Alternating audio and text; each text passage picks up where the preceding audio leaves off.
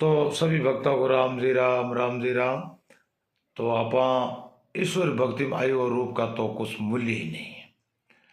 तो व्याध का कौन सा अच्छा आचरण था, ध्रुव की क्या आयु ही क्या थी, गजेंद्र पास कौन सी विद्या थी, विदुर के विदुर कौन उत्तम जाति थी, यद्यवश उग्रसेन कौन सा पुरुषार्थ था, कुब्जा ऐसा क्या विशेष सुंदर रूप था, सुदामा के पास कौन सा धन था, भक्ति प्रिय माधव केवल भक्ति से ही संतुष्ट होते हुए गुण गुण से नहीं है।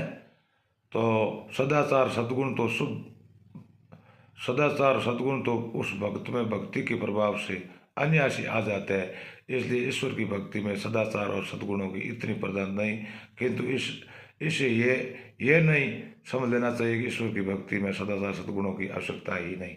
जैसे बीमार आदमी के लिए रोगों की निवृत्ति औषधि का सेवन प्रदान है, और साथ ही साथ तथ्य की पथ्य पथ्य की भी आवश्यकता रहती है। इस प्रकार जन्म मरण की भवरोग की निवृत्ति की ईश्वरी भक्ति परमोपस्थ है। सद्गुण और सदाचार से सेवन पति है। लौकिक रोग की निवृत्ति के लिए रोगी औषध का सेवन करता हुआ यदि पथ्य की ओर ध्यान नहीं देता तो उसके रोग की निवृत्ति प्राय नहीं होती। कि सदाचार और सद्गुणों की पति की कमी रहने पर भी व्यक्ति औषध के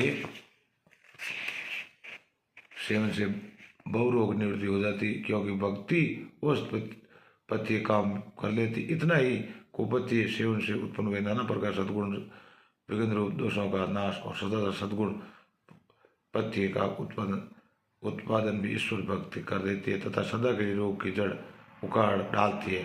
अतः ईश्वर भक्ति परम वो औषध है।